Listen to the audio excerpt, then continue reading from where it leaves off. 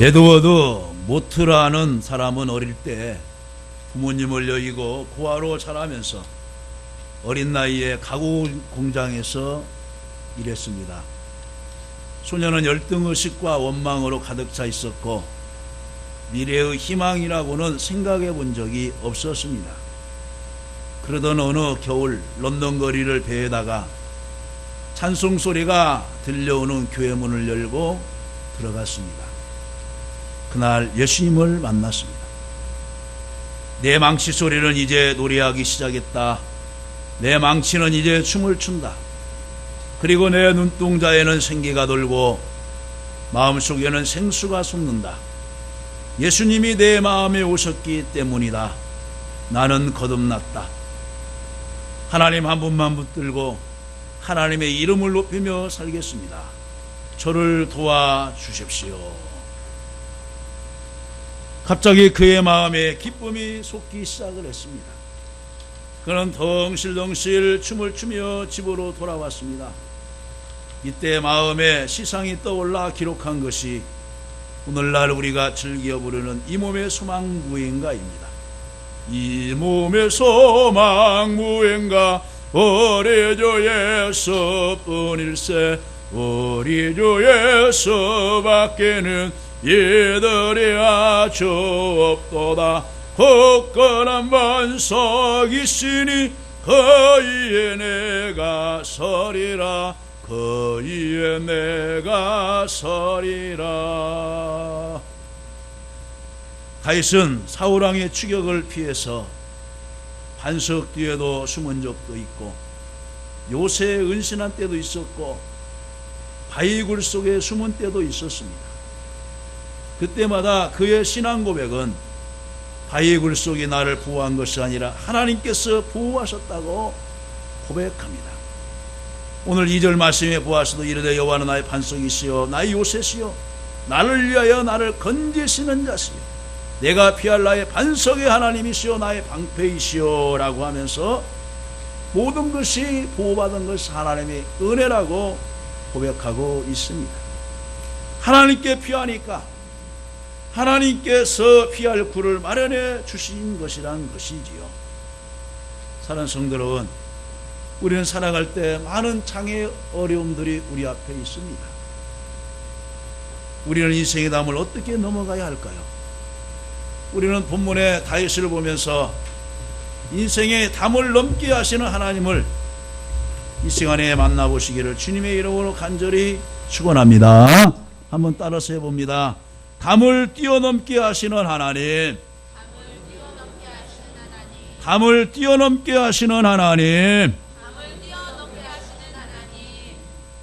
옛날 우리말에 3일 굶으면은 담을 뛰어넘을 사람 없다고 말하는데 그 담이 아닙니다. 인간의 힘으로서 도저히 할 수 없는 장벽을 담이라고 말하는 것입니다.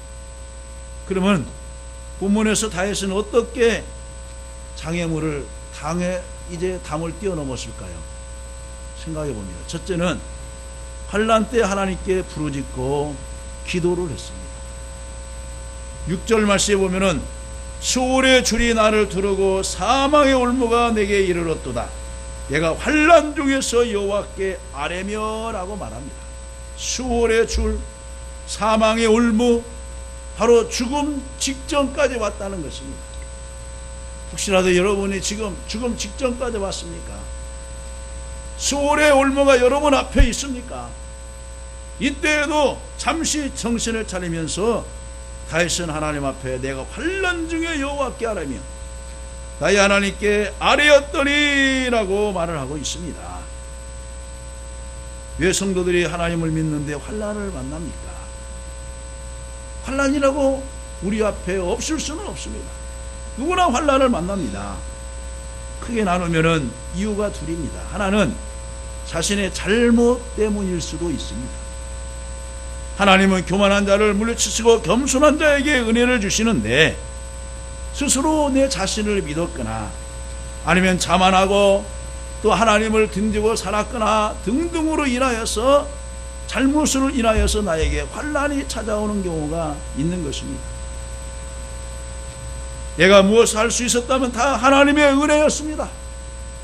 주님께서 도와주셔서 된 것이지 내 인간의 힘으로 된 것이 하나도 없습니다. 이것은 겸손한 성도의 마음 자세입니다. 교만하면 성령께서 우리 안에 거하실 수 없습니다. 하나님은 교만한 자를 물리치시고 대적까지 하신다고 말씀합니다. 교만한 자는 이때부터 환난이 닥칩니다. 바로왕이 그렇게 모세가 또 아론이 가서 하나님의 말씀을 알려주고 해도 하나님의 명령을 말하고 해도 듣지 않습니다. 왜 그렇습니까? 그런 높은 권세와 지위와 군사력이 있습니다. 많은 재물이 있습니다. 자기가 믿는 힘이 있기 때문에 하나님의 말씀을 듣지 않습니다. 결국 자기의 교만 때문에 온 나라에 10가지 재앙을 내리게 해서 이스라엘의 모든 장자들, 유다의 모든, 애굽의 모든 장자들을 죽게 하고 모든 짐승들을 죽게 하고 모든 벌판의 농사를 다 망치게 하는 실수를 저지르고 만 것입니다. 우리에게 환난이 오면은 우리는 하나님 앞에 어떻게 할까요? 아차, 지금 내가 잘못이 있구나. 자기의 잘못을 찾아서 겸허히 무릎 꿇고 회개할 때 그 문제의 시발점이 이제 하나하나 이제 풀어지기 시작하는 것입니다. 환난이 오는 또 하나는 믿음의 연단을 위해서입니다. 하나님께서 은혜 주실 때에는 먼저 환난을 보내십니다. 때로는 몸이 약하기도 하고 사업이 실패하기도 하고 때로는 억울한 누명을 씌우기도 합니다. 이런 때에는 하나님께서 이번에 내게 큰 은혜를 주시려는가 보다라고 그 믿음으로 그 어려움을 극복해야 되는 것입니다. 여기서 우리가 주님의 이 말씀을 기억하면 힘이 될 줄로 믿습니다.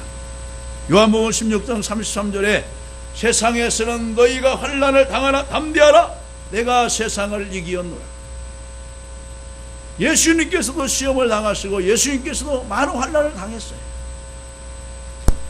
병자를 때로는 치유해 주고서도 오해를 샀어요. 죄를 사해 주고서도 신성을 모독하는 자다라고 하면서 또 이제 비난을 받았어요. 예수님도 시험을 당하고 예수님도 비난을 당하고 예수님도 비소를 당하는데 우리야 어떻겠습니까? 그런데 주님이 말합니다. 너희는 환난을 당하나 담대하라, 내가 세상을 이겼노라. 세상을 이기신 예수님, 사망을 이기신 예수님, 질병을 이기신 예수님, 마귀의 계계를 무너뜨리신 그 예수님을 붙들고 믿음으로 나가면 반드시 승리할 줄로 믿으시기를 간절히 바랍니다. 환난을 당했을 때 지혜로운 성도는 어떻게 한다고 했습니까? 다윗처럼 하나님 앞에 기도한다 그랬습니다. 7절에 내가 환난 중에 여호와께 아뢰며, 아뢰는 기도하는 것입니다. 나의 하나님께 아뢰었더니 그가 그의 성전에서 내 소리를 들으시며 나의 부르짖음이 그 귀에 들렸도다 그랬어. 다른 데서 기도하는 것보다 하나님의 성전에 나와서 기도하는 것이 소중하다는 것을 여기서 말씀하고 있습니다.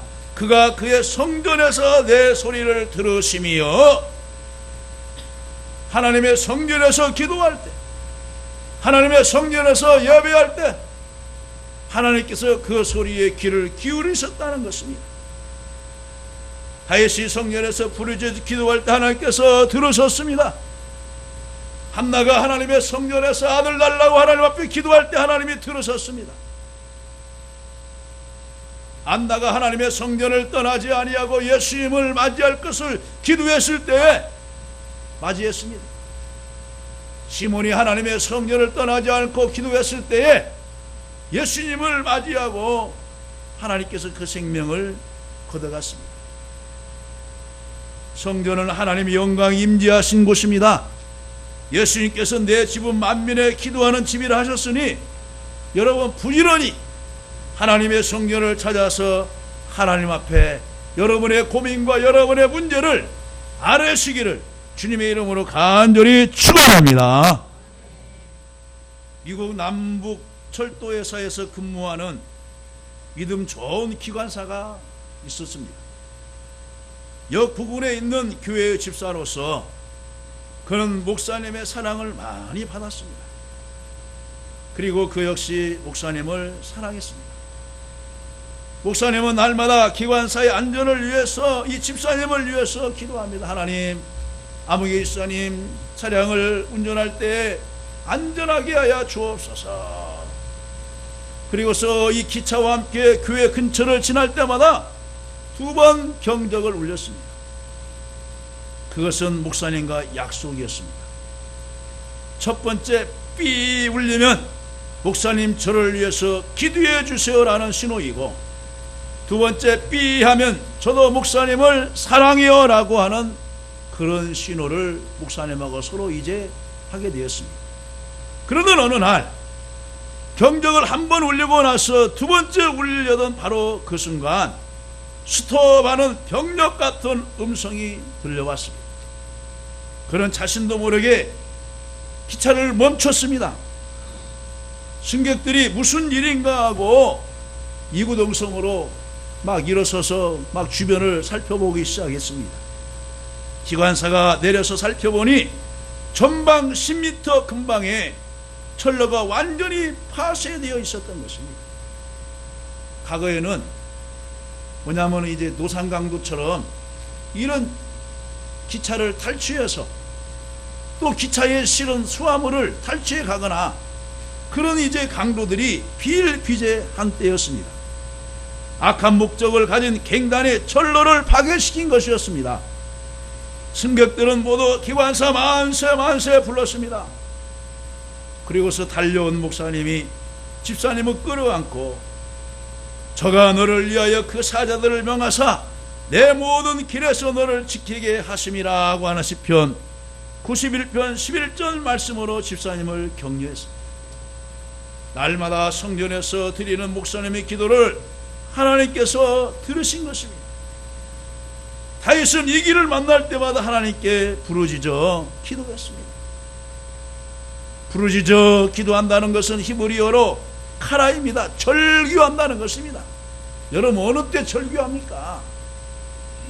정말로 살려달라고 외칠 때 절규하지 않습니까?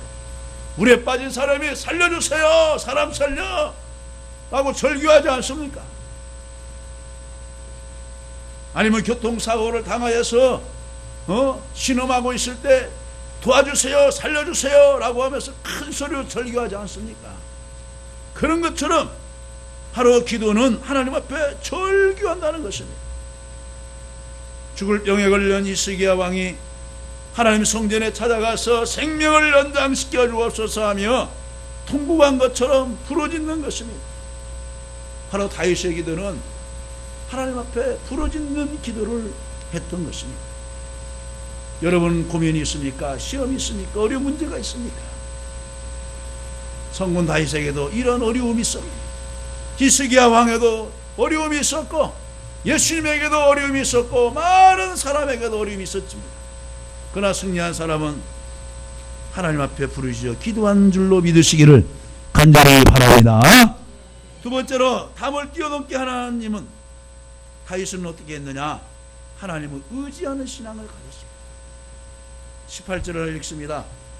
나를 강한 원수와 미워하는 자에게서 건지셨으며 그들은 나보다 강하기 때문이라 그랬어요. 지금 다윗을 강한 원수는 누구냐? 다윗에게서 사울왕을 말하고 있어요. 나를 강한 원수와 미워하는 자에게서 건지셨으며 그들은 나보다 강했기 때문이로다 그랬어요. 여러분 우리는 하나님 앞에 얼마나 나약합니까? 사람이 건강하다고 하지만은 그 질병 앞에서도 나약해요. 어떤 소리를 들으면은 밥맛이 떠나요. 그것이 인간의 약점입니다. 아무리 기고만장하고 세상을 들썩날썩하고 막 큰 요동친 것처럼 하지만은 그 자세한 약한 세포 하나에도 사람의 심령이 약해져서 밤잠을 설치고 입맛이 떨어지는 것이 사람입니다. 다윗은 상대방이 강한 것을 알았습니다. 자기의 힘으로는 할 수 없다는 걸 알았습니다. 그리고 하나님 앞에 맡겼습니다. 나를 강한 원수와 미워하는 자에게서 건지셨으며 그들은 나보다 강했기 때문이로다. 그래서 누구를 의지했느냐? 하나님을 의지했습니다. 그리고서 이제 29절에서 말합니다. 여호와여 주는 나의 등불이시니 여호와께서 나의 어둠을 밝히시리이다고 말하고 있습니다. 밝히시리이다. 밝히시리이다. 그리고 19절에 그들이 나의 재앙의 날에 내게 이르렀으나 여호와께서 나의 의지가 되셨도다. 의지가 되셨도다 라고 말합니다. 의지가 되셨도다. 성도 여러분, 우리는 얼마나 무지하고 무능한 사람입니까? 조그만 일 앞에서도 두려워 떨지 않습니까? 그렇지만 하나님께서는 그를 의지하는 자를 높이 사용하십니다. 왜 그럴까요? 우리가 약하기 때문에, 무능하기 때문에. 하나님을 의지하는 것, 이것이 하나님이 원하시는 일이기 때문에 우리에게 하나님을 의지하라고 말하는 것입니다. 하나님께서 모세를 이집트에서 고생하는 이스라엘 구원하라고 처음 불렀을 때 정말 나약하고 두려움이 많은 사람이었어요. 저는 입이 뻣뻣해서 말도 할 수 없습니다. 두려워하지 말라. 내 형 아론 있지 않느냐? 그런 능변이 강한 자다. 내 형을 옆에 세워서 바로 앞에 가서 말하게 할 것이다. 또 이제 모세가 떠난 후에 그 여호수아가 이스라엘 백성들을 늘 지켜서 왔습니다. 원망하고 불평하고 지도자에게 막 대적하고 하는 그런 모습을 보고 나약해서 있었을 때 하나님이 말합니다. 강하고 담대하라. 내가 너와 함께 하겠다. 내가 이 말씀을 떠나지 아니하고 좌우로 취치지 아니하면 어디로 가든지 형통하게 해주겠다. 강하고 담대하라 하면서 약한 그 여호수아에게 하나님께서 강하고 담대하라고 말씀하고 있습니다. 그는 바로 왕의 막강한 권세를 알고 있었기 때문에 하나님 앞에서 못한다고 말씀드렸습니다. 이때 하나님께서 모세에게 묻습니다. 내 손에 있는 것이 무엇이냐? 예, 양을 키우던 지팡이입니다. 짐승이 오면 그 지팡이로 때려서 물리치기도 하고, 또 양이 다른 곳을 가려면 고리로 걸어서 데려오기도 했던 지팡이입니다. 이제부터는 그것은 내 것이다. 하나님의 지팡이다. 모세, 너 역시 나의 지팡이다. 내가 너를 나의 권능으로 사용하리라 또 말씀합니다. 그리고서 그 지팡이로 바다를 가리켜라. 바다가 갈라졌습니다. 또 무리바 앞에서는 이제 반석을 쳐서 물을 내서 이 백성들로 하여금 마시게 하라 했습니다. 여러분, 그 지팡이가 바위를 깨면 깨지겠습니까? 나무가 잘라지죠. 여러분, 그 지팡이가 홍해를 가리킨다고 해서 바다가 갈라집니까? 여러분, 금강 가서 한번 가리켜 보세요. 갈라지나? 색강도 안 갈라져요. 세숫대에 있는 물도 안 갈라지는데 홍해가 갈라집니까? 왜 갈라집니까? 그 양을 키우던 지팡이지만은 주의 손에 붙잡혔기 때문에, 주님이 그 지팡이를 들어 쓰시기 때문에 놀라운 역사가 일어난 줄로 믿습니다. 그 지팡이는 아무 생명이 없어요. 아무 능력이 없어요. 땔감으로 던져도 들어갈 뿐이에요. 그러나 주님 손에 잡혀 있을 때에 역사가 일어나는 줄로 믿습니다. 여러분을 하나님의 손에 올려놓으십시오. 무능한 사람이 능력 있는 사람으로, 무지한 사람이 지혜로운 사람으로, 약한 사람이 강한 사람으로 변화될 줄로 믿습니다. 이제까지 나 혼자 살려고 했던 여러분의 인생을 하나님의 손에 맡겨 드리십시오. 하나님의 손에 여러분의 물질을 올려놓으십시오. 하나님의 손에 여러분의 달란트를 올려놓으십시오. 여러분은 막강한 힘을 가진 자가 될 것이고, 물질이 차고 넘칠 것이고, 재능으로 많은 영혼을 살릴 줄로 믿습니다. 성도 여러분, 이렇게 기도하십시오. 나는 이제부터 나의 작은 지팡이를 하나님의 손에 드리겠습니다. 하나님이 지팡이를 통해서 약함 속에서 강하게 하여 주옵소서. 여러분, 이런 기도를 하나님 앞에 드리시기를 간절히 바랍니다. 포기하지 마시고 실망하지 마시고 가슴에 끌어안고 하나님 앞에 기도하시기를 바랍니다. 빈 그물에서 그물이 찢어질 정도로 많이 잡힌 물고기를 여러분들은 생각해 보았습니까? 인간의 힘으로 밤새와 아무리 노력하고 그물질을 해도 하나님이 도와주시지 않으면 고기 한 마리 잡을 수 없었습니다. 그러나 주님께서 말씀합니다. 깊은 데로 가서 배 오른편에 그물을 내려라. 제가 밤새 수고하여 얻은 것이 없지만은 다만 주의 말씀에 의지하여 그물을 내리리이다 라고 베드로가 고백하고 그물을 내렸을 때에 그 그물이 찢어질 정도로 많은 고기로 채워진 줄로 믿으시기를 간절히 바랍니다. 하나님은 못하실 분이 없는 전지전능하신 분이십니다. 그의 자녀들에게는 성령님을 통하셔서 도우시고 지켜주시고 인도하고 계십니다. 하나님을 의지하십시오. 하나님은 나를 그의 도구로 사용하실 줄로 믿습니다. 여러분들을 하나님이 귀하게 사용하실 줄로 믿습니다. 30절을 봅니다. 내가 주를 의뢰하고 적진으로 달리며 내 하나님을 의지하고 성벽을 뛰어넘나이다 그랬어요. 누구를 의지하고? 주님을 의지하고 적진으로 달려 들어갔어요. 주님을 의지하고. 적진은 도저히 싸울 수 없는 난감한 문제들을 말하고 있어요. 이것은 무엇을 말하고 있느냐? 우리에게 도전정신도 말하고 있습니다. 문제가 있을 때 피하지 말고 하나님을 의지하고 그 적진으로 뛰어들어간 다윗처럼 용명을 가지고 그 문제를 뚫고 나가라는 거예요. 담을 비껴서 가지만 말고 담을 뛰어넘을 생각을 하라는 거예요. 담을 뛰어넘으세요. 뛰어넘으세요. 이스라엘 백성들이 애굽에서 나왔을 때 마지막 재앙이 장자를 치는 재앙이었어요. 이때 하나님께서 모세를 통하여서 알려주는 것은 무엇이냐? 양의 피를 가지고 문설주와 임방에 유대 사람들 히브리 민족 가정에게는 다 이제 발라라는 것입니다. 그래서 우술주에다가 양의 피를 적셔가지고 이제 문설주와 임방에다 다 발랐어요.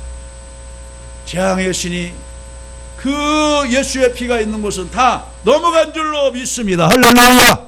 그래서 유월절이란 말이 생겼어요. 넘을류 다물자. 예수님은 우리에게 예수의 피를 우리의 가정과 나에게 머리에서부터 발까지 흘러 넘치도록 묻어 있으면은 재앙은 반드시 넘어갈 줄로 믿습니다. 다윗에게 인생 고비마다 많은 장애물이 있었습니다. 그러나 하나님을 의지했더니 여호와께서 힘이 되어 주심으로 장애물을 뛰어넘었다고 고백합니다.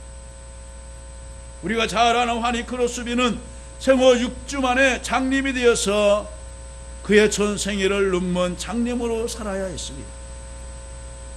옆에서 크로스비 여사가 이제 그를 도와서 도와서 이제 승리하겠지만은 얼마나 절망하고 이제 힘이 없었습니까? 그러나 오히려 신앙으로 극복하고 영감 있는 찬송시를 8천여 편이나 썼습니다. 그 대표적으로 255장 너희의 죄 흉악하나 눈과 같이 이겠네, 288장 예수를 나의 구주삼고 540장 주의 음성을 내가 들으니, 380장 나의 생명 되신 주, 384장 나의 갈 길을 하가도록 예수 인도하시니. 그는 보이지 않는 눈을 가졌었지만 하나님을 의지함으로 지옥 같은 찬송시를 써므로 인하여서 지금도 우리의 심금을 울려주고 어려움을 당할 때마다 찬송을 부르게 해서 힘을 얻게 하고 있습니다. 세 번째로 다윗은 하나님의 구원받게 된 것이 하나님의 은혜와 본인의 말씀대로 사는 결과라고 그는 고백합니다. 하나님의 은혜와 자기가 믿음으로 고백한 대로 되었다는 것입니다. 20절 보세요. 여호와께서 내 의를 따라 상 주시며 내 손의 깨끗함을 따라 내게 갚으셨으니, 말씀대로 의를 따르고 말씀대로 깨끗하고 말씀대로 살았기에 하나님이 상 주신 것이라고, 또 하나님이 갚으신 것이라고 그는 고백하고 있습니다. 다윗이 사울을 죽일 수 있는 두 번의 기회가 왔을 때로 그는 하나님의 말씀을 생각을 했어요. 원수도 사랑하라. 너를 핍박하는 자를 위하여 도리어 축복하고 기도해 주어라. 여러분, 여러분의 평생에 괴로움을 주는데 그 괴로움을 갚을 수 있는 시간이 왔어요. 그 장소를 피할 수 있습니까? 인간은 사람이라면 못해요.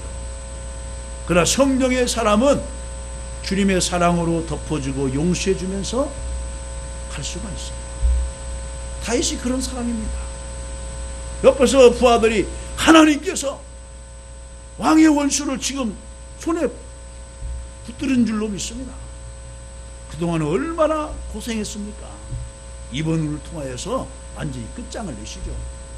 옆에서 부하들이 막 충동질을 합니다. 단호히 거절합니다. 하나님께서 기름 부어 세우신 자를 내가 임의대로 판단할 수 없고 하나님께 맡겨야 된다 하면서 맡겨드립니다. 어려울 때일수록 우리가 정도를 걸어야 이것이 하나님을 의뢰하는 것입니다. 하나님을 의뢰하면서 담을 뛰어넘을 수가 있습니다. 때로는 사람들이 그러죠. 어려움에 처했으면 정당화를 시킵니다. 하나님도 아실 거야. 하나님도 이해하실 거야.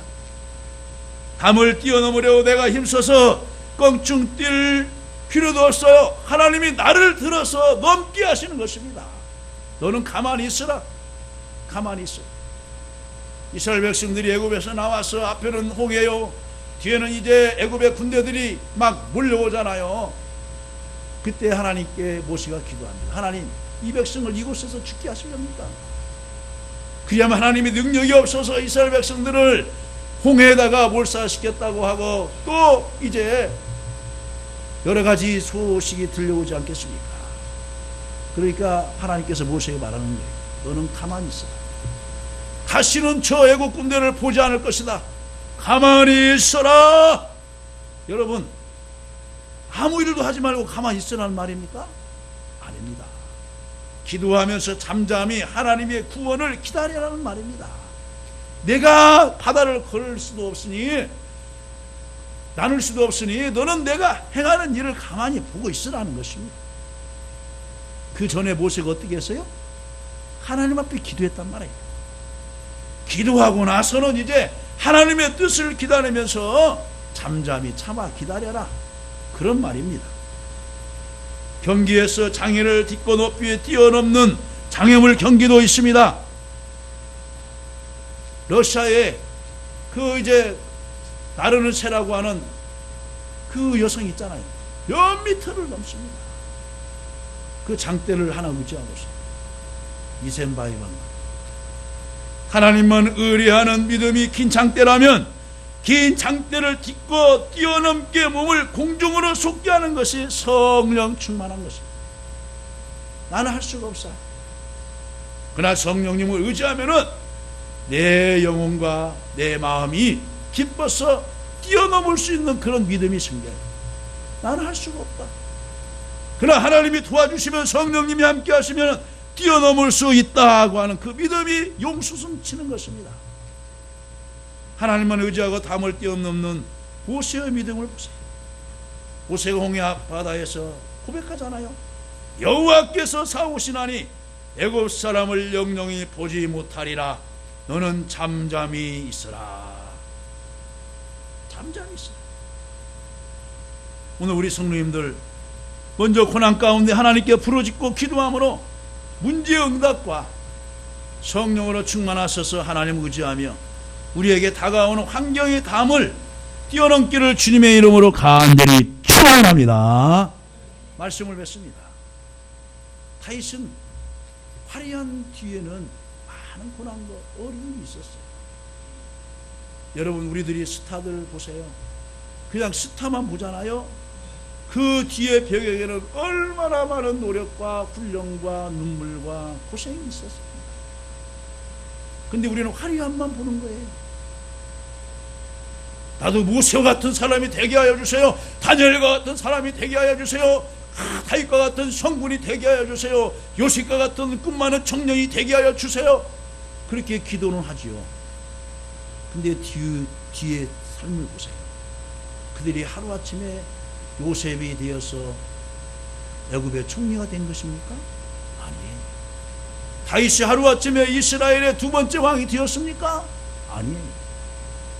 다니엘이 그냥 한 번에 바벨론의 세 번째 총리가 되었습니까? 아니에요. 그 뒷배경에는 우상과 싸워야 했기도 해요. 많은 조소와 비난을 받아야 했었는데 그것을 다 믿음으로 극복하고 하나님이 그 담을 뛰어넘게 하셔서 이 자리에 세우게 하신 것입니다. 사랑하는 성도 여러분, 우리에게 주신 담, 우리에게 주신 문제 높다고만 생각하지 마세요. 이스라엘 백성들이 가나안 땅을 들어가기 전에 저 성이 여리고 성입니다. 도저히 그 성을 뛰어넘어서 가나안 땅에 들어갈 수가 없어요. 그 성을 무너뜨리고 넘어가야 되는 것입니다. 이스라엘 백성들이 한 것은 아무것도 없어요. 포를 준비한 것도 아니고 공성태를 준비한 것도 아니고 여호수아를 통하여 주신 말씀이에요. 하루에 한 번씩 돌고체 7째 나는 하루 7바퀴 돌아. 그 말씀에 순종하여 돌았더니 그리고 함성을 외쳤어요. 그랬더니 철옹성 같은 그 요새가 멀어진 줄 나 믿습니다. 우리가 환난을 당할 때 하나님의 능력을 의지하고 기도하시고 전적으로 하나님을 의지하시고 매일매일 하나님의 은혜를 깨달으면서 있는 자리에서 내가 최선을 다하는 거예요. 그럴 때 하나님이 놀라운 역사로 여러분의 문제의 담을, 인생의 문제의 담을, 신앙의 문제의 담을 반드시 뛰어넘게 하시고 시온의 대로로 인도하실 줄로 믿습니다. 이러한 저 여러분 되시기를 주님의 이름으로 간절히 축원합니다.